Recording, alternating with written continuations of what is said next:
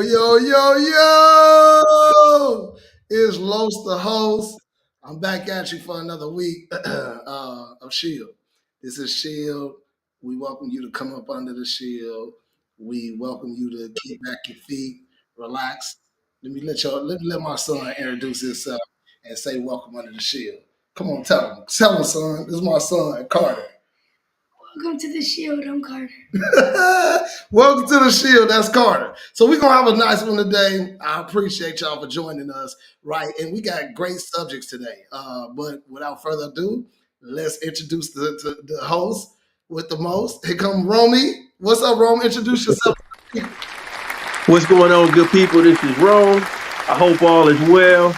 We're gonna have some great heat for y'all tonight. Let's Ooh, go. we love the heat. And then guess what? It's no other than King Lemuel.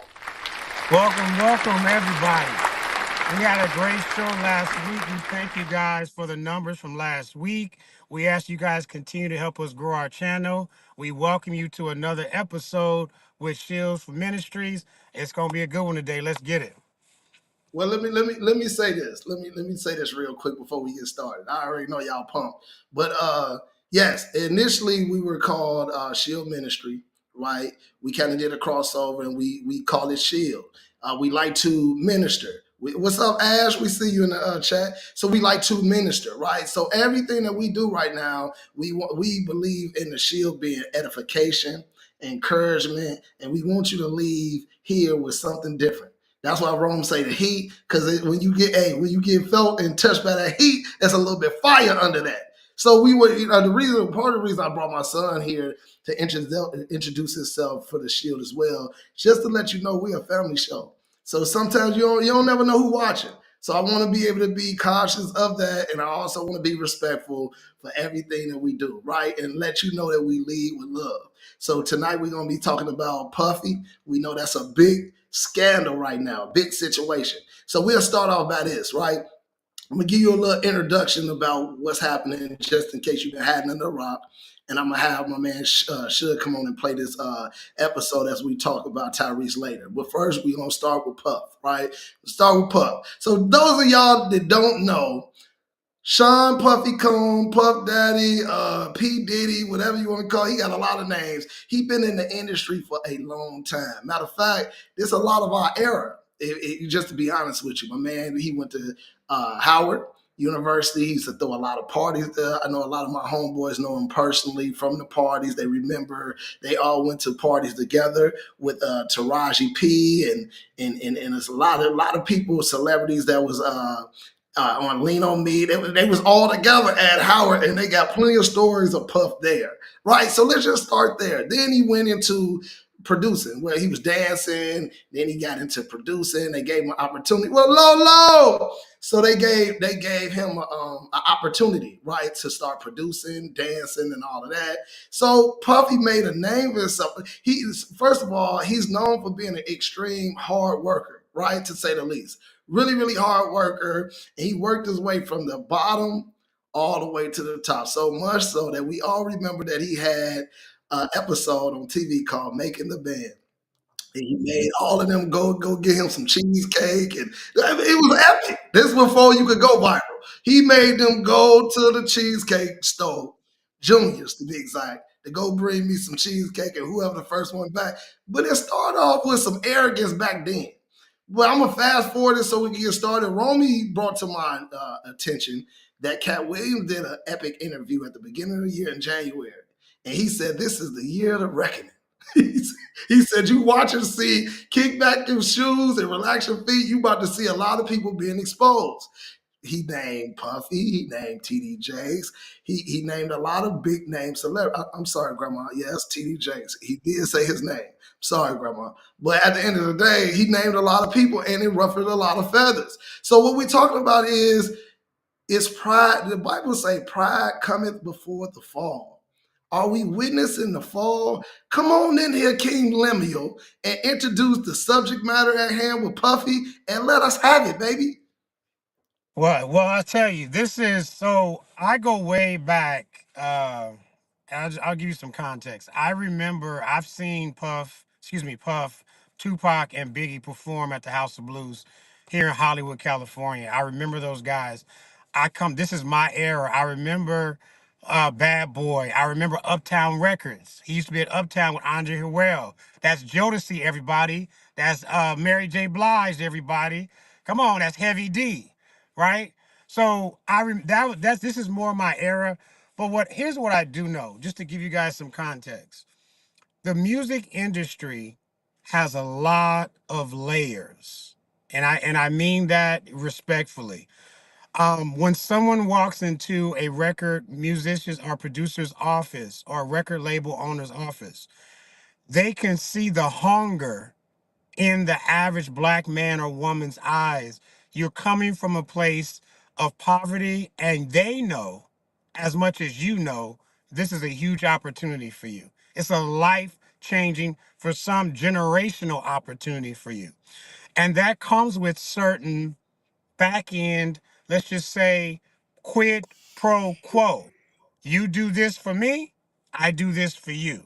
You want your records labeled, or this your album not to be shelved or to soar. There's some things you have to do. And I never will forget an interview, you guys. It was done many years ago. It was a gentleman who was an artist, and he said there's a door that everybody is approached with, and you have an option to go in or not go in. But if you do go in, then everything that comes with that is a part of that. So I'm going to be brief and say this one thing about Sean Combs. I call him Sean Combs. I don't call him all that other stuff. Sean was very interesting. He was fired by Andre Harrell. If you guys know the story of Uptown Records, he was fired from that job because even then, before he had any money, before Biggie came along, Andre Harrell said this guy was arrogant as F. He said, and there can't be two kings in a castle. So he fired him. He got to deal with Arista. That's in Arista. Everybody knows who that's. That's Clive Davis. That's Whitney Houston's boy. He got to deal with Clive Davis. Clive Davis is a made man in the record industry. And when I say made man, I mean you have to do, he tells you how to jump, when to jump, how high, whatever to do, and people do it. Now, Sean Combs got into a position where he got his own record label with Clive Davis with Arista Records. And from then on, we know the rest of the history. But what happens is when you take a brother, a young man, a young woman from the hood, and now we're talking about hundreds of millions of dollars. Let me just say this to the camera. I'm looking at the camera. They are not giving you that money just because you're talented. They're not giving you that money just because you're a nice person. They're not giving you that money just because your mama is on welfare. That money comes with strings attached. And some of those strings, I'm just going to say it, comes with sexual favors. I'm going to land my plane there because I'm going to pick it up later on. Come on, Romy Rome, get some of this action. Hey, this dude Lim came with some heat for us today. Um, I'll say this, man. Whenever you sign a contract, you always want to see the fine print before you sign something. A lot of times people get caught up in what they call the advancement. You get that $1 million up front, half a mil up front. And when you coming from the inner cities, the hood as we call it, that's a lot of money. But sometimes those things come with ramifications. And just like Lim just said, if you're a young lady, it could be sexual advancements. It could be things that you placed into in that industry that you wouldn't want to be a part of. So I always say, you have to go in with a level of discernment when you go into that industry. But what we're talking about tonight is what he was charged with. He was charged with sex trafficking charges, and so he was denied bail. He was denied, the opportunity to have bail, and so right now he's in the federal prison. So we have to address. Sometimes people get money, and it either makes you more what you already are, or it makes you get a big level of pride and ego, and you start thinking that you're above the system. And it looks like it was a little bit of both here. So tonight we're gonna tackle that. I'll let my brother Los come in with his heat, and then we're gonna, raise the bar here tonight. Well, look. I want the audience to know from my perspective. This ain't more so about Puffy for me, or Sean Combs, or Mama called him Sean. I get it. It ain't more so about him than it is us in general. So what I really want to be able to tackle is forget Puffy. What about you? What about when you start making money? What about when you start feeling yourself because you didn't made the Dean's list or the Forbes list or the president's list in your club and you selling the most? What about you? What about who you used to be opposed to who you are now? So we talking about right now. If we gonna dig deep into the Puffy thing. I get it. I don't really like gossip, but I guess this is what we on, right? But my thing is, it's more so of us taking accountability of are we remaining humble in our progression. So as we are getting more money and more responsibilities come here, and trust me, we might be freaks too. But I don't know if we got 1,000 bottles of baby oil freak. Like that's a different type of freaky we talking about. Like at this point. So I mean, they said they caught that man with 1,000 bottles of baby oil and lube. Like I'm just trying to explain like what we really talking about here. And with all due fairness, Grandma, we talking about all facts here. So this ain't nothing we making up. We talking about they caught my man red-handed with all of this stuff. And what really upsets me, if I could just be honest with the panel, what really upsets me is this seems like this is happening more and more to our black young men. Cause I mean, I get it. R. Kelly it was not big as Puff, right? I get it.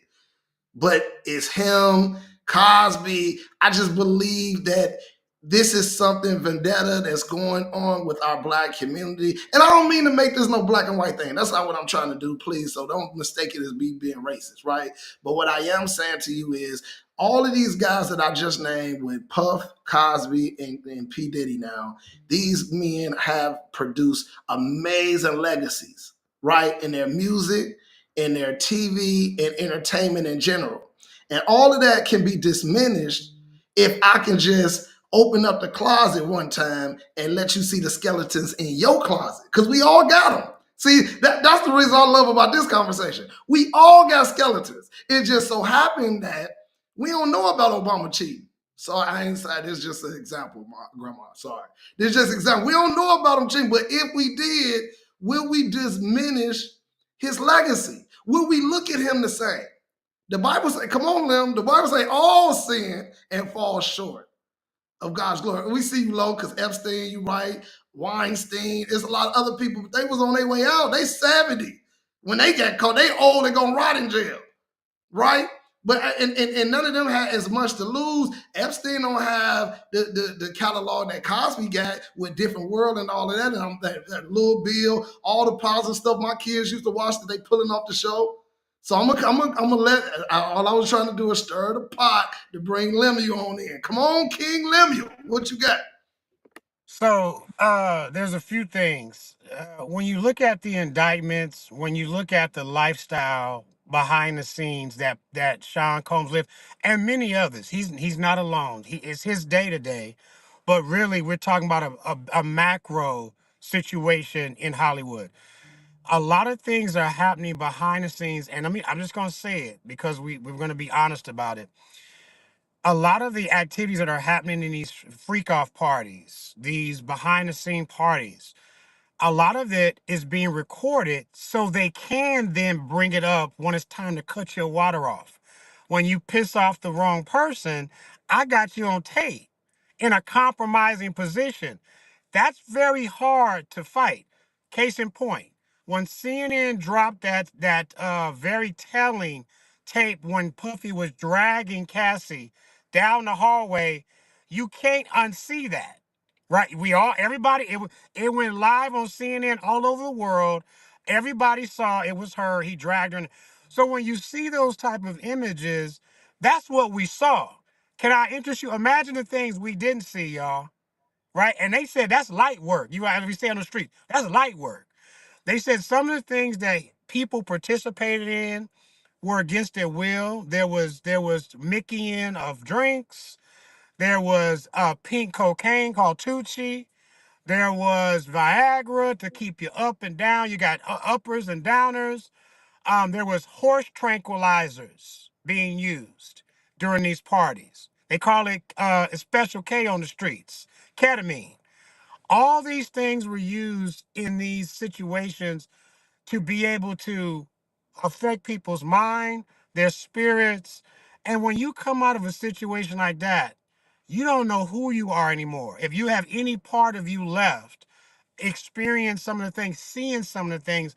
And I'll say last thing, I'll pass it to Rome, is you lose respect for people when you see people at their lowest form of existence. And I guarantee you that was a modern version of Sodom and Gomorrah, some of the acts. Now, not to press judgment, just to say, no, you a buyer beware. When you go to those parties, you know exactly what's happening. Lastly, I want to say one more thing too. Uh, with Mr. Sean Combs, uh, everything we talking about today, y'all, I want to preface this is very important. I do the same thing with R. Kelly, and this is hard for people. I know. The gifts come without repentance, is what the Bible says. So the gift for Sean Combs, the gift of R. Kelly, I still believe, I'm just going to say it, R. Kelly is one of the most talented human beings who ever walked this face of the earth. That's a fact. I agree. That's indisputable. Now, we can have conversations about his personal life. We can have conversations about Sean Combs' personal life, but we can't take away the accomplishments, the people who ate, who had a great life because of the things that he did. And they, so we can't do that. We got to be honest now. We have an honest conversation. He is dead wrong for all the things that he's done, but he also did some good things too. And we have to be three-dimensional thinkers where we can see both sides of the coin and then make an informed decision. That's what I wanted to say. Thank you, I guys. love it. That was very well said, King. I love that. Very, and you kept it clean for the folks. Let me ask you this. Let me ask you this, Romy. I got a question. So when the feds came in, do you think they were trying to hide the evidence of all the important people that they did not want to be exposed, or do you think they were collecting evidence to take Puffy down, primarily? That is my question. That's what I want you to expound on, because the next question is who he getting ready to snitch on. That's what we at this point. Because that man looking at life at all these charges. Before you go wrong, let me read these charges. Him and R. Kelly's charges are very similar, actually. He got sex trafficking, racketeering conspiracy, and transportation to engage in prostitution. Those are his charges. Go ahead, Romy. Man, this is a lot to unfold when you really look at it in its entirety. Anytime the feds is involved, this is what, let me school some people that don't know. When the feds is involved, they already got more than enough evidence. So they already got what they need to know. So they definitely already know that 75%, if I had to put a number on it, is basically true. So when they come, like like Kamala said in the video a few months back, I'm coming. When they come, they coming in there because they already know they got some heat on you, some dirt on you. So with that being said, I'm gonna backtrack to something you said earlier about putting it on us, regular people, regular everyday people. I often tell people all the time, man, why do you think Jesus sent the disciples in twos? I feel like he sent them in twos because you have to have an accountability partner in this world. Me, myself, I can easily see me walking in that time. Fast forward to this time, hey, let's go to Magic City. My brother Los right here, my brother Lim, like, Rome, that's not what we're here to do. We came here to pray for the people. we came here to lay hands. So I feel like if you, Not them type of hands. But go yeah, ahead. Go hey, ahead. hey, no, I feel like if you in this world, man, and you get to a level of success or you're trying to be successful, and just a regular everyday man out here getting it with his family and his kids, you have to have an accountability partner. You have to have somebody that you pray with. You have to have somebody that can tell you, hey, brother Rome, you wrong in this situation. This, and this. And whether you like it, you got to be able to take the heat that your friends give you. Because if you got yes men in your circle, those same yes men is going to be the same yes men snitching on you in there in that interrogation room about you. So my thing is, you gotta stay focused, man. We got a lot of distractions in this world we live in, and so that's where the accountability partner comes in. So I feel like as he grew to the next levels from the 90s to the millennial years, his yes men circle became okay men. Whatever he said, they just agreed to it. And you got to be careful in having okay men opposed to people who going to give you the real, no matter how much money you have in your pocket. So I feel like myself, no matter how much money that I get out there, the only thing that'll change is my pockets is heavier because I'm always be a man of the people. Me personally, I can care less about those fancy restaurants. I'll go for the ambiance here and there, but that's never really been my thing. So I would just keep my circle real small and keep the same prayer warriors that I had from the very beginning, because that's what's gonna keep me accountable. That's my take. I love it. I love it. Shout out to Ashley. She said, "Man, stay humble." She said, "That you gotta stay humble, and what goes around comes around." That's Big Mama. That's one of my Big Mamaisms. So what goes around comes around. I love that. And she was like saying, somebody needs to be accountable to tell him no. Lo said my man had a lot of assault rifles and guns and ammunition as well. And she said, no one is above the law. They also know right from wrong. Power corrupts. And so this is what I love about people being involved with the convo. Y'all have any updates? Throw them in here. Other than that, the thing about Puffy, well, that was really well said, Ron, about the accountability partners and being in twos, right? So Puffy didn't really have that. You said he was arrogant, but now what happens now? So come on in here, Lim. This is the last part I want to hit on with Puffy before we switch gears. So can you tell me, what do you think getting ready? Are they going to hide some of this stuff, or you gonna see some TDJ stuff? Are you gonna see the governors at the freak offs? Are you gonna see a lot? Because is he gonna do New Jack City and Wesley Snipes or Nino and tell on everybody? I ain't going down by myself. Or you think he gonna hold street to Harlem in the game and say, "Hey, I'm gonna take this one on the chin. It was only me, Your Honor." Which one you thinking? Where we at, man? Let me say this. They say this is a street terminology. They say all the real ones is even dead or in prison.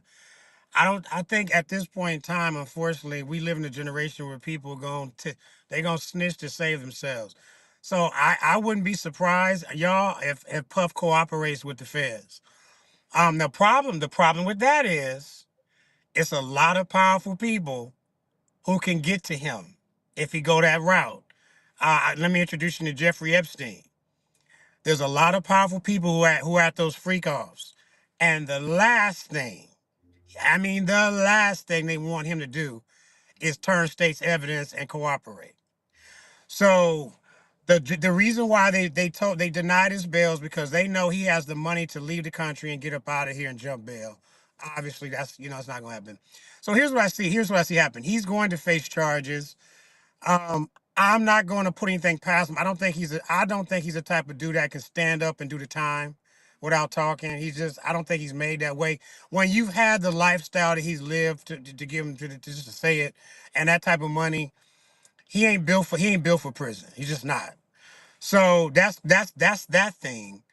Um, they might try to seal his testimony, but even with that, they can't do that because the case is too big. Everybody's watching this. So it's not like some dude that went to the feds that was selling some dope nobody knows about. So they're not gonna be able to seal the case. I believe he's gonna end up singing. I believe he's gonna end up cooperating. Let me ask you this then, Lynn. Why does he have to sing if we got the tapes? We got Well, but he wants less time. He don't see they talking about 15 to life. He'll sing if they come back with him like this, Los. We'll give you 3 to 5. 3 to 5. You tell us what we want. We need everybody. I want all the names. Everybody that was there, the listen. women, them, three These to these five years. these charges I'm looking at hold. a life sentence. I ain't see nothing about no 15 years. I see 20 to life on all three of these. And what I'm saying to you is, if Kale's got life, this stuff I'm seeing is very similar. Now it might not been no little kids, but my man Right. had 1,000 bottles of lube. And then, so my man, hey, Bishop Million don't even have living. that many. That man had 1,000, 1,000 bottles. I see. Shout out to my man Bishop. So look, Ashley say money only prolongs the inevitable. He gonna face consequences no matter what. I think Yeah. he may not snitch because there's a lot of connections in the inside. Lolo said, as you know, Epstein killed himself. Me personally, I think that's why R. Kelly is suffering with this whole thing about prison. I don't think he cut out for prison either, but I Right. do know he has a spiritual relationship. So he said with God based on what his mama shared with him, right? And I know it's really hard for him to kill myself or do this time because I think he could find a way to try to do this time. Puffy on the other end, he been in control and charge for a long. Matter of fact, if you go look at if you go 40 look at years. 40 years, if you go look at that Breakfast Club, he said because they was asking about 50. He was like, man, ain't no point of responding to the fleas or the gnats. He was like, I'm way above that. Look at my resume. Look what I done did. And that's what he said. That's pride. Look what I done did. You better go check about me. I'm in a billionaire club. Ain't that what Kanye was saying too? I'm in that Right. billionaire club. And so Right. here I do what I want to do, is what he said. And now you got to face this music. It's a really, really sad day because I don't pray on none of my constituents and black men downfall. And I really hate to see him go through this, just to be honest with you. I believe, and I argue with Lo about this all the time. We get into these disputes all the time. But I just believe at the end of the day, everybody, everybody got some dirt. Yeah, you might portray to be the perfect person and the elder, the bishop, and not bishop, that bishop, but the Bishop TD now. Right? I'm just saying, you might claim to be, and you got a good word. But I saw someone on Instagram 2 days ago. They said, be careful of the shepherd that does not smell like a sheep. It was really powerful. That means at the end of the day, if you ain't even around your sheep, you just saying the word and you keeping it moving, but you ain't really sheltering no sheep for real. You ain't out here showing them which way to go and tell them no, not that way and rubbing them. Data boy, you ain't doing none of that. You ain't rolling up. You ain't rolling up your sleeves. Okay, so come on, let's do these closing remarks on Diddy so we can switch over to Tyrese, man. What you got, Rome, on the closing remarks for Diddy, man? What you thinking? Hey, what I'll say, man, is we gotta brothers like us, sisters like us that's listening today, we gotta pray for the young man's children because his children will be affected by this. This is this is going to be a detriment to his family. So if he gets life, how do you think that's going to affect his girls, his boys, the young men that they'll be having to see him on the other side of the glass every time? And for people who've been in that position, when you visiting your loved one on the other side of the glass consistently, it's not fun. Nothing's nice about visiting that individual on the other side of the glass because in some cases you may not be able to hug the individual. You may not be able to touch them ever again. You just putting your hand on the glass. And it's one of those things where sometimes that fall is so detrimental that you lose your family. So yeah, his family may still be here, but you losing the ability to be able to do what you was able to do freely and have them at your grasp. So that's where having accountability partners in your circle opposed to yes men excuse me matters because you got to have your family, man. Don't this is how people get caught up in distractions out here and loot, like the song say, be humble. K Dot, he made the song say, be humble, man. Whatever we do in life, we have to remain humble because if you don't humble yourself, God certainly will. I end with that. No, I really, really appreciate it.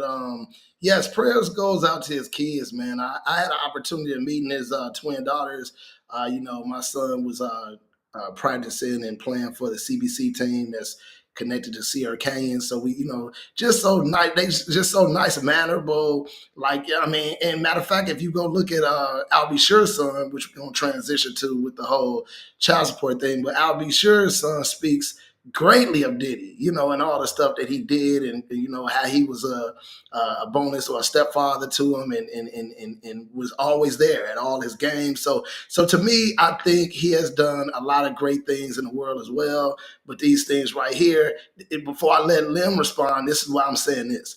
Lim, before you close, I want you to be able to give the public some insight on Bootsy, right?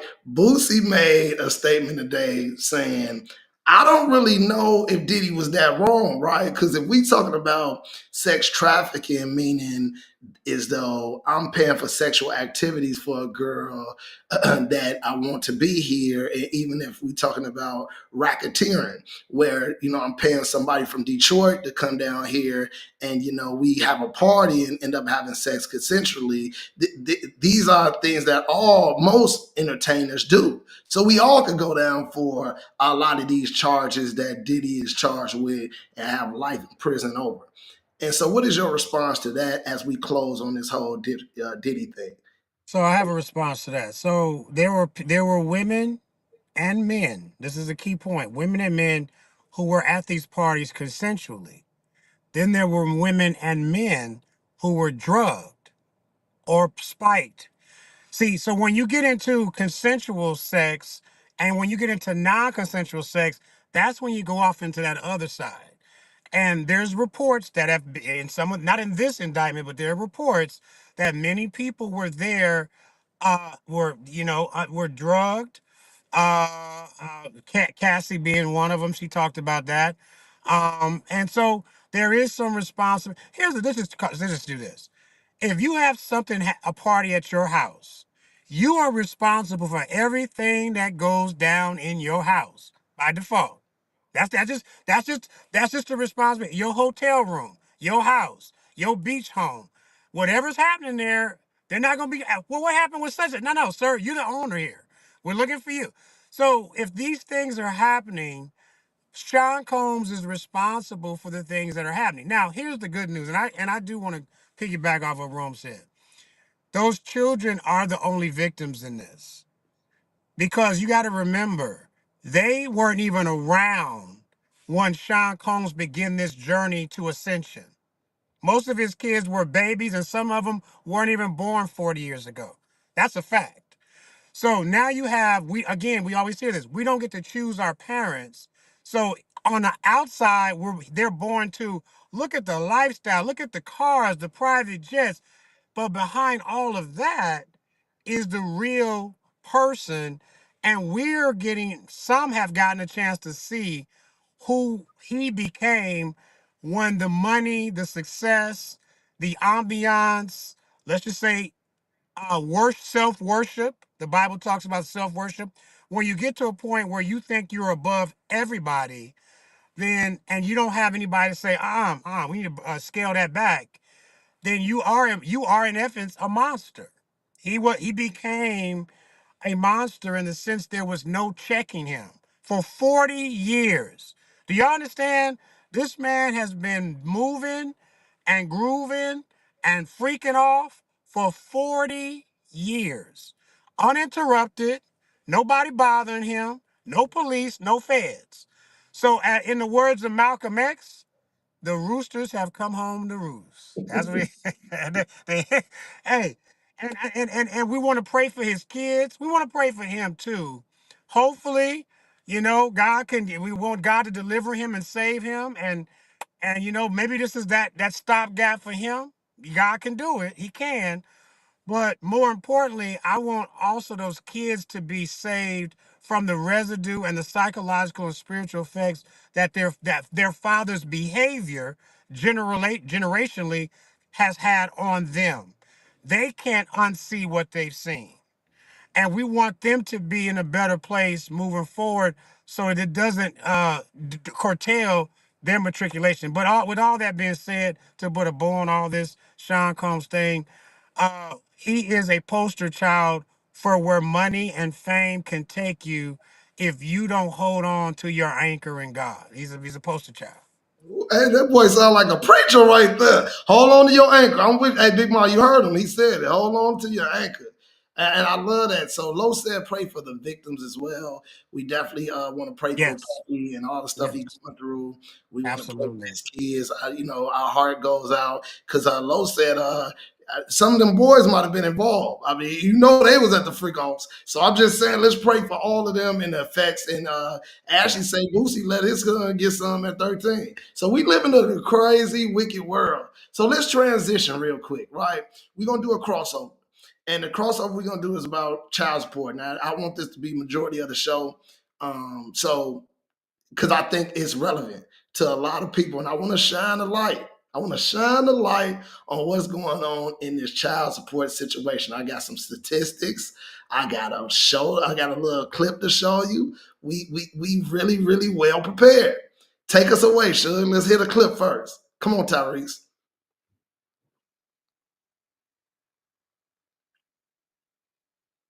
The child support payments, did you ever get those lowered? Because I know at some point it was the whole thing, like 20K a month. I've never paid $20,000 a month in my life. It's what Okay. she's asking for. That's what she was asking for. Got it. Without realizing that there's no child on any level that needs $20,000 in Atlanta. Right. Truth be told is she makes about $160,000 a year herself. I do really well for myself. If you get into the actual needs of the child, our daughter will never be without. So if you're gonna leave me and you and your lawyers are now trying to take my life with you, there's no alimony, we had a prenup, I'm confused as a mother. We had a baby and we're sharing this baby, so let's just make sure the baby is okay.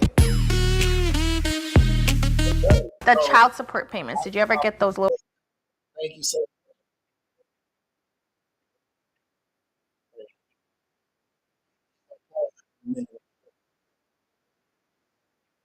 Perfect. Thank you so much.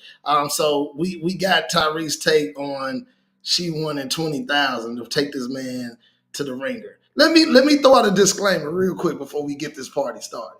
So my disclaimer is our views that we say what we say on this show ain't got nothing to do with you, right? So these are our opinions, right? This is our opinions. We got kids. I think we coming from experience, and some of us that don't have kids, we just being able to talk the talk, right? You got something to say, call to the show, get on the show. We welcome all the smoke. We not call all the smoke, but we welcome all the smoke under the shield. Because when it's the shield under here, we can take it. So let me just say this, right? This subject is near and dear to me, right? I got a lot of people I know, right? Men, women, etc., right? And so when we talk about this sensitive topic, it's very, very sensitive because child support is it can be used as a weapon. Let's just call it. I'm like Lim. Let's just say it what it is, right? Let's just go and say it. It could be used as a weapon, and a lot of men, a lot. I'm gonna just say the lot word. A lot of men take that as a stab. It's a stab in the heart to put me on trial. That means I failed. Because why you gonna force me to do something that I should be doing anyway? And so my thing is when you do that to a man, I'm talking about a man. We ain't talking about no deadbeat and somebody I gotta put in the headlock to come see your kids and pay the bill. We not talking about that. I'm talking about most men I know, and I know a lot of them. I know a lot of guys. I went to college. I know a lot of guys, and they are going broke behind this child support thing. And it's tax free, and a lot of women feel like it's a payday, and they don't even really too much care about the kids. Quiet as kept. They talking about how could this increase their sense of living. So I want to introduce to y'all the subject, child support. And then now we're gonna start with my man Romy this time. I'm gonna let him go first, right? Because he a little bit more reasonable. Or you can say Lim gonna fly off the pocket sometime. Rome a little bit more reasonable, right? So let's. I mean, because we could top on. I'm gonna lead the Tyrese stuff for Lim because I know Lim gonna come on in here with that heat. I want you to talk about flat out child support and how do you think it affects the world we live in to this day? Come on, take us away, Romy. Hey man, I appreciate that. I can just speak from personal experience from people I seen. I speak on one of the brothers' situation where the young lady he was dating, um, women can be, vindictive when the relationship doesn't work out. So one thing he did, he kept all of his receipts for what he did for his daughter from the time she was born until she was about 8 years old. The moment that him and old girl didn't work out, they were supposed to get married and things of that nature. She went to in Detroit, they call it the friend of court. And they not friendly. I'll just say that. And so basically, when she took him to court, she didn't realize he had 8 years of receipts proving how much money he spent for her. And at that time, a lot of people either worked for the big three, Ford, Chrysler, GM, or they had other good jobs and everything. So people making decent money. And I remember when he came home, he told me what happened. The judge, it was a female judge, she ended up making the young lady pay him $1,000 for doing that. And then he ended up getting custody of his daughter after that. So sometimes you have situations where the young ladies can get vindictive because she's no longer with the man. He promised to marry her. That didn't happen, whatever the case may be. But when we talk about child support itself, I feel like one of the roles as a man, as a father, is to provide. And when you in that role and in that position, your role is to provide. So I feel like even if the man and the woman don't work out, they should be able to try to hash things out in writing, because we live in today's world. You got to get it in writing and get it notarized, because once you get the system involved, sometimes people cool with just giving you 500 a month, $1,000 a month, and they look at it like, hey, I would have gave you more, but since you being that vindictive, now I'm gonna just give you that amount, and I'm gonna just focus on being there for my child. So sometimes it can be like a double-edged sword where it ends up cutting you and hurting you on the back end, because you're trying to be vindictive, but you end up getting less money than you thought you was going to get. So I feel like it's one of those things where you really need to sit down, because it takes two to tango. Big Mama would say it takes two to tango. So if y'all was able to get it on in the room, y'all got to be able to get it on and have a real conversation. And if you can't have that conversation, this is why I say, men and women, be careful who you lay down with in that bedroom, because when that child comes into this world, they're the innocent victim, and they shouldn't be caught up in your mess. That's all I got to say. No, I appreciate it. Let me hit you with a couple statistics before we move on, right? And we're gonna get some input from Bishop, and we're gonna let the young Lim come on. And because I know that this is a subject near and dear, right? So let me hit you with some of these statistics, right? It's a approximately 82% of all custodial parents are the mothers. Huh? I'm saying that one more time. 82% of custodial parents are the mothers, compared to 18% who are the fathers. That report came out in March 29th, 2024. Swallow that one. Right? The next one, 76% of fathers with at least one child under 19 contribute child support for their children. 9% of fathers contribute once in a while, and 15% do not contribute at all. So that is statistics I want to read. And it was one more I want to hit you with. This one right here. It says child support payments in 2021 was 1 million parents receive child support payments totaling up to 20 billion, with the average monthly payment of about $400 to $500 a month. 20 billion. That's a lot of money. Come on in here, Lim. I was gonna let Bishop to you. Bishop, you wanna come with this? Come on, Bishop.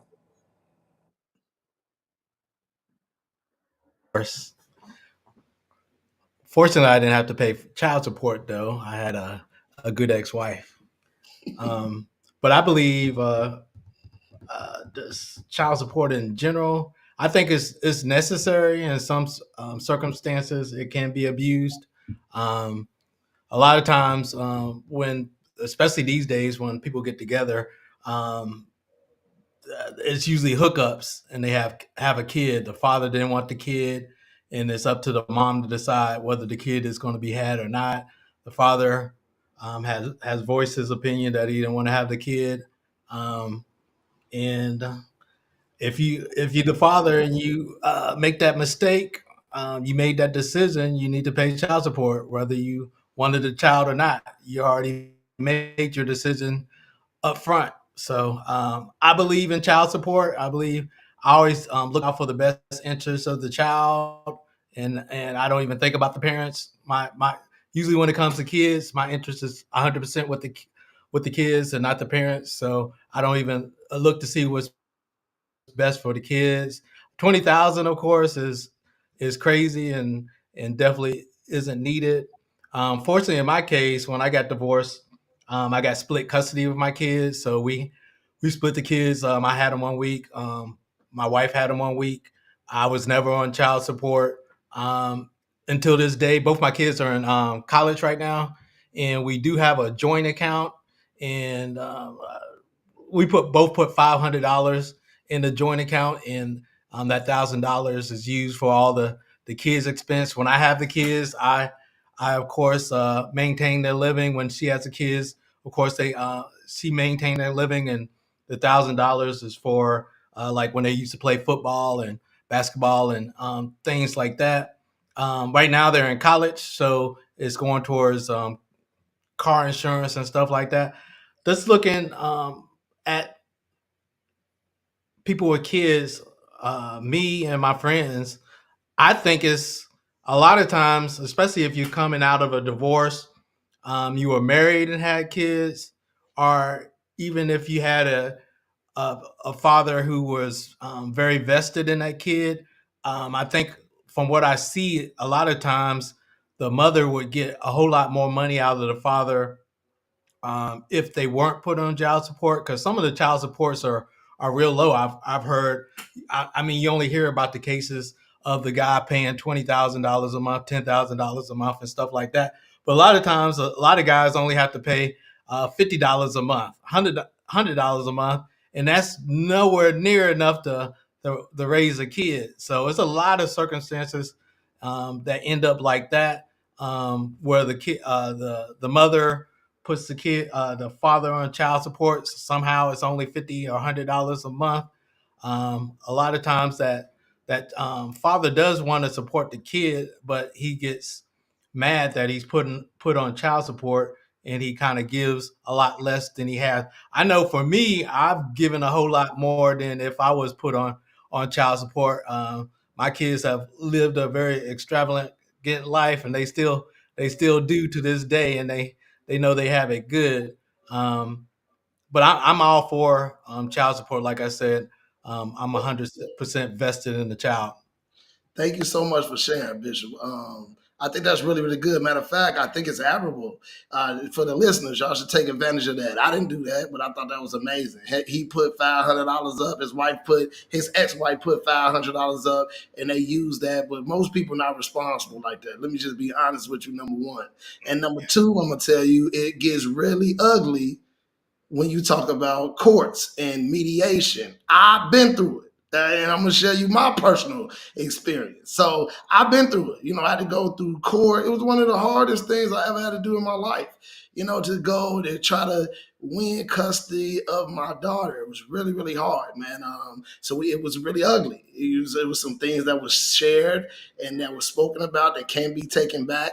It was some hurtful words. It was a lot of emotions and feelings that's involved. And so, which I understand all of that. It was lawyers involved, money up front for the retainer for the lawyer. I could go longer than you. I got to fly back and forth to Chicago to deal with all of this, right? All for the sake, not that I want to be right, but all for the sake that I want my daughter to be in the best position possible to be successful. If that was you, I would have tipped my hat. If I felt like it was me, then it was on me. But to me, it was like Bishop said, it's the betterment of the child, right? And so now that we're here, I don't know what Bishop was talking about with the $50, $100 because I know it to be 20% of your income. So if you ain't making no money, it's $50 a month, right? And that's if you on child, welfare and all of that, and Section 8, $50. And guess what? And let me just let y'all know, the people that don't know this, if your child's mother is using any type of government assistance, guess who got to pay this back? It's you. And guess what? If that child decides to go to college after 18, guess who paying this child? I mean, guess who paying this back? And more often than none, and I got a lot to say about this smoke too, but more often than none, the kid end up losing out. Let me just tell you why. Because if I'm paying my child's mother $1,000 a month, and then she using this on her car note and her house note and all of that, what really happens when the baby needs new shoes and call, Daddy, I need new shoes? I'm gonna say no, or I'm gonna say, go ask your mama for her $1,000, which I know where it went because she playing broke already, right? So it's kind of like it really hurts the kid. But if you kind of let a father be a father, we talking about a real responsible dude now. If we let a father be a father, 9 times out of 10, he gonna do the right thing. Me, I didn't do Bishop with the $500 a piece, but I was so ignorant and gullible. I was so happy to have my first child. I gave my child's mother my checkbook. All I want you to do is ask me what you need, and then I give you authority and permission to go ahead. I'm gonna sign this check. You write out the amount. That's how responsible I wanted to be with my daughter as I wasn't there. And I made it my point to come home once a month to come see about my daughter. The only reason I'm sharing this personal experiences with you, right, is just so you'll know that all fathers are not just deadbeats or just gonna shake down based on some child support. It's people that's out here that really want to do for the kid and gonna make sure that they're gonna stand up for their true responsibilities. Come on in here, Lim. You can hit us with the Tyrese stuff. Come on. Well, I wasn't going to go Tyrese. I'm just going to go. I will dip on that, but I want to talk about this because this is more important. The idea, and I think a lot of women don't understand this, and it's a twofold thing. So when a woman puts a man on child support, okay, what you are effectively saying is, I want the government to be my husband or my boyfriend. And how do we know this? If you're on child support, that husband or that boyfriend cannot live in the same house with you, right? We know that. So the other thing is this: what good does it do for a man to lose his job, lose his driver's license because he didn't pay his child support? How can he pay child support if he don't have a driver's license and a job? So some of the laws are very antiquated about child support, and I like those stats that you brought up, Los. 82% of children go to the mother. Watch this, ladies and gentlemen, even if she's not the best fit parent. Uh-oh. Get out of there. Get out of there. Even if she's not the best fit parent, the judges are skewed to give the mother the child based upon the fact that there is some subconscious belief that all women have the ability, the nurturing instinct, and deserve the baby. And we know this. I'm going to say it. I just going to hurt some feelings. Not every woman is a lady. Uh-oh. Get out of there. Get out of there. Get out. Okay.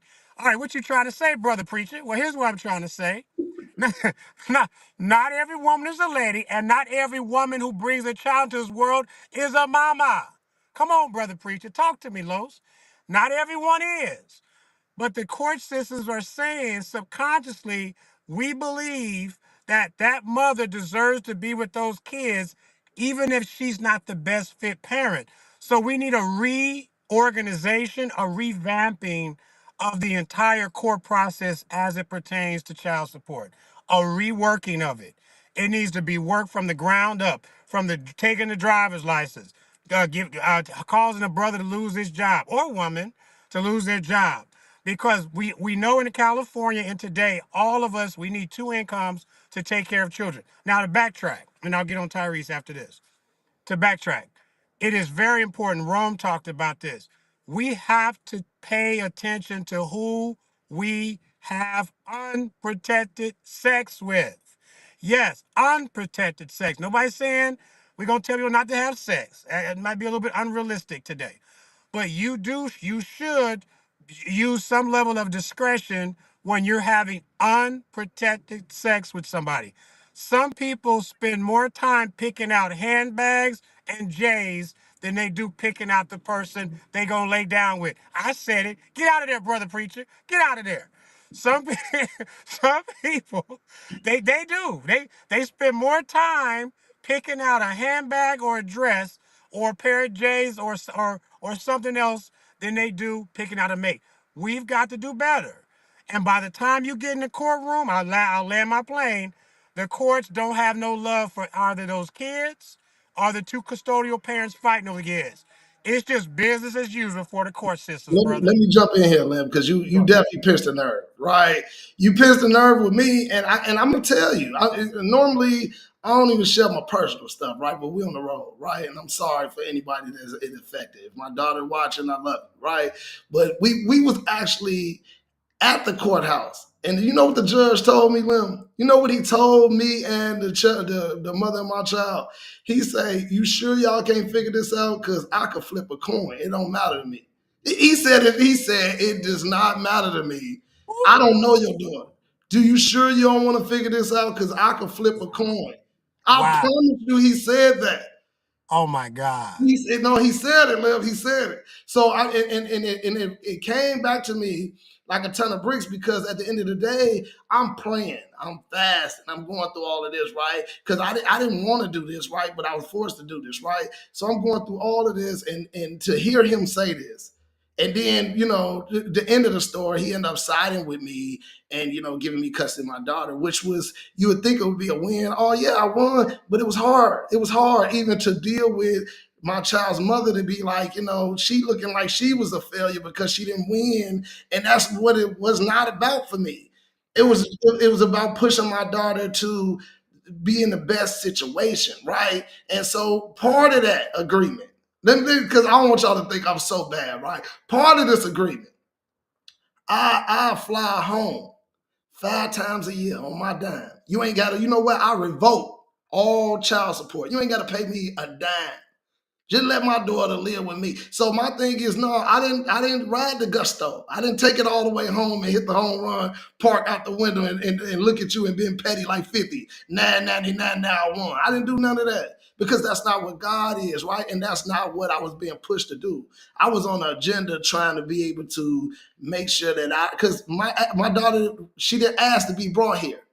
So I took all the gloves off saying, my daughter did not ask to be brought here. So I got to be able to put on these gloves to fight to the death to make sure she in the best situation. Because that's my daughter. Excuse me, our daughter. But in this case, I want to be able to fight that she was in the best position. And so I'm sorry I had to share that. Well, I'm sorry, but not sorry. But Ashley said one of her coworkers put himself on child support while they was married. So my thing is, a lot of this happens. It's a lot of peculiar situations. I heard you on that limb. Come on, Ron. We ain't heard from you in a minute. What's your suggestion about this whole child support stuff? Hey, first and foremost, man, we're gonna tip our hat off to you as a brother because when you come from the Midwest, man, I know how the women are in the Midwest. It's feisty, it's at you, it's in your face. And the fact that you kept your cool and you was thinking the betterment of your daughter, because so many people get caught up in emotions and they lose their head because they get the distraction. And you didn't fall for the bait. You went in, you led with the word, you led with prayer, you led with, because that's tough to go to a courtroom and have to battle, because that's really what it is. She got her representative, you got yours, and and that's why the judge hit y'all with the heat. And I'll say this, I always tell people don't think about it, but when you think about it, a coin actually has three sides. You got the heads, the tails, and the edges. People don't talk about the edges. The edges is what you did. You did what people didn't expect you to do as a young man at that time to put your daughter in the better situation or the best situation that you thought would be best for her and pushing her the best way. So I'll end with, in life, we drive our vehicles. Your windshield is bigger than your rear view mirror. If you would have been petty in that courtroom, you would have been operating in reverse. Stats show we only drive in our vehicles 1% of our time.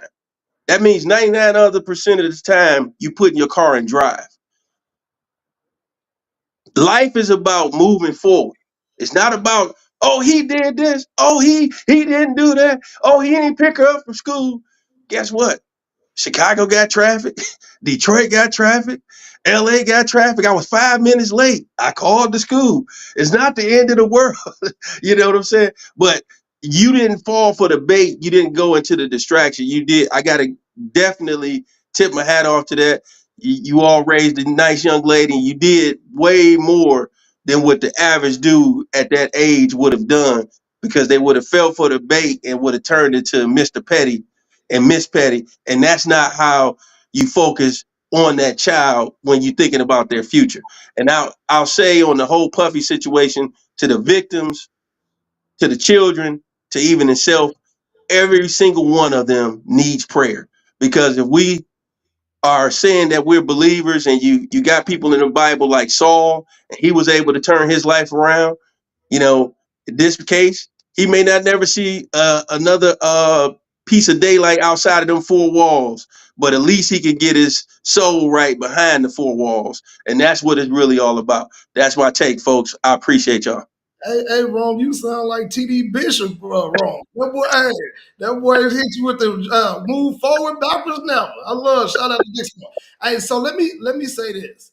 I wanna throw out this reference as well. My child's mother she wasn't on drugs. She wasn't a bad person. So I don't want to make it seem like I said she was awful. And shout out to my wife as well. She pushed me to, man, maybe you should look into the custody. Maybe you should. So my thing is, because it's something out of this 82%, I didn't think that was me. I didn't think I could get custody. I didn't think I could move forward with this, because ain't nowhere in the world they gonna take her from my mom, right? It's nowhere in the world. But it was hope at the end of the day, because my heart was in the right place. And at the end of the day, everything I try to do in life, I lead with love, right? Come on in here, Lim. Come on in here with the child support, because this is important, right? The reason that's important, because a lot of men are suffering and struggling with this. They willing to risk it all. Matter of fact, I'm gonna say this. I don't know why I feel so gullible. I'm letting y'all know a lot of my personal business, right? But one of my family members, and please don't judge, because I know my family knew exactly what I'm talking about with this, right? One of my family members say he got divorced, and his wife went on with another guy, moved the other guy in the crib he was paying for after the divorce, and he paid for, and he had to pay alimony and support and child support. He had a really good job, a doctor, right? Man, my family member quit his job. Ain't worked since. That was 1,000 years ago. I'm talking about he ain't worked since. Hold on, did you hear me? Lim, he ain't worked since. And so he was like, I'm not doing that. You take Petty's on another level. I'm not saying he didn't take care of his kids and all that. That's not what I Right. said. I said, Right. my man say, I ain't worked since. I quit my real career job. Wow. Wow. Go ahead. Wow. Go ahead. Yeah. See, and let me just say this: this is not a woman versus man thing. And I know we get into these conversations with child support, but what we're talking about, ladies and gentlemen, the stats. Lowe's read the stats that it's an uphill battle for a man to fight for custody of his children. It's not impossible, but it's a challenge. And what we're saying is not all men are deadbeat dads. Yes, there are deadbeat dads. We recognize that. There are men who have children all over the country and walk away. Yes, there are. So ladies, we're not saying there's not. But back to what Los was saying, for the ones who do want to do the right thing, who do want to be in their children's life, who are struggling to get custody of some sort to be in their children's life, for those men, we're saying that the court systems is lopsided. It's Matter of fact, I will tell you, I was listening to a lawyer on YouTube this morning talk about this topic, and he had a guest on. But quickly, he said that it matters what state. The laws change from state to state as when it comes to child support. It even matters what judge. There was a gentleman who went into court, got a court order for 50% visitation or custody of his child from one judge. That judge went on vacation. Another judge came in and said, "Yeah, I hear you. However, this is what I'm going to do." And here's what I was told in court. Judges never like to overrule other judges in criminal cases. But in domestic violence and custody, they do these things all the time for a plethora of reasons. So anyway, this judge didn't honor this man's his agreement that he got from the previous judge, put the boy back on child support again. See, this type of stuff is the insanity because when you think about it, it's not about the kids. And thank God for Los for saying that. That had my mouth open catching flies. When he said, verbatim, the judge said, you can flip a coin. I don't give a you know what happens. He wanted to flip a coin with Los's life, with his kid's life, with the mother of his children. He did, and that's how they feel, a lot of them. You're just a case number to when you walk in that courtroom. You case number 3457. Los versus baby mama. They don't care, right? Matter of fact, they trying to push you out of there. Let's get on. Hey, come on. We got more cases. Let's go. You know? So when you think about it as that, I love that he said that for that reason, because sometimes we need to hear it plain and clear. We don't care. And if they don't care about a brother fighting for his daughter, then imagine the couple in there who don't know what they got going on, right? We have to be careful before we file a case. This is the reason why communications is so important between the two parties. You guys are not married. You have a child together. Are we doing what's in the best interest of the child? And that supersedes how we feel about one another. Even if we don't feel nothing for each other, the children have to be the paramount concern. But bottom line, and that judge was right, Los. Have you guys even talked about alternative ways so I don't have to make a decision? See, that's where you want to be. That's where you want to be. You want to be in a situation where it never makes it inside of a courtroom. We're not filing no cases. We can sit down. Now, can everybody do that? No. Not everybody can do that. I get it. But for those, take every last precaution. Do everything in your power before you get in that courtroom. Because when you get in that courtroom, like my man Lo said, it's a coin flip. And and most times if the father is not really pushing or don't know, most men don't even know what their rights are, Los. They don't even know what their rights are as fathers. They just assume that 80%, 82%, hey, it is what it is. They ain't gonna give me the baby anyway. She brought the baby into the world, and they give up before they even have a chance. So we just want to give those brothers who want to be in their children's life, you guys, want to give you hope. You can do it. My brother here did it. And many other men have done it across the country. They fought for their kids and they've won custody. Is it easy? Hell no. Yes, it's hard, but it's worth it. Those kids are worth it. That's all I want to say. I appreciate you, Lim. So before you go through a situation like this, they make you go through some sort of mediation, right? And so even as you go through mediation and you still don't agree, that's where he got to the point like, do I flip a coin, right? And so I'm reiterating, my child's mother was not a bad person, and my thing is this was specifically, and now my daughter is grown. She's 19 now, and at the end of the day, I had an opportunity to talk to my child's mother and her I talked to my child's mother and her father, and I said, you know what? I apologize for having to go through all of that to fight for custody. But I wanted my daughter to have this situation. Y'all see how y'all at her high school graduation? I wanted to be able to fight for this opportunity that she would be placed in the best position possible. And so if that means you being mad at me then, I'm sorry, but I'm not sorry. And so at the end of the day, I'm gonna continue to fight for my daughter. I'm gonna continue to fight for my family. I really appreciate y'all letting me have an opportunity to share. That wasn't my intentions today. However, I want to end with a big mamaism. right? And so my big mama-ism today is don't throw the baby out with the bathwater. Right, and that's what Big Mama used to always say. I didn't really know what it meant, but at the end of the day, I mean, keep the baby, keep the situation, and throw all the other drama and the distractions out. But you got to keep the baby. You can't let the baby drown or nothing happen with the baby. So at the end of the day, if the kid is supposed to be the most important part, make sure you pray about it. Make sure you put somebody else first instead of yourself. So whether it be the kid or even the situation that your child's mother or your child's father might not be able to see, sometimes you got to be the bigger person, not just the money.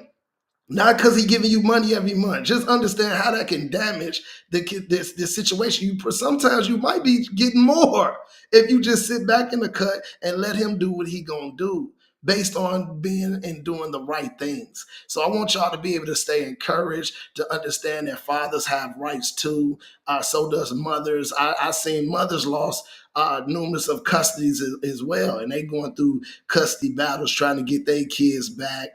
It happens both ways, so I don't want to make sure that this is not sexist. I want y'all to be able to understand that this is about being adults, and only part of being an adult is not your age; it's the responsibilities and your decision making. That's what Big Mama taught me. I was paying attention with Big Mama. Shout out to my auntie Frances, man, and my parents. I listen to Mama Hayes. I listen to a lot of seniors that's able to just talk to me and give me good knowledge that I'm able to share with y'all. And I told y'all once again, this is about edification and encouragement of the brother. So we want to be able to push our brother up and our sister up with love. And so everything we say on this show, we try to lead with love. We really, really appreciate y'all. We can't wait till next week. Thank you so much for joining us.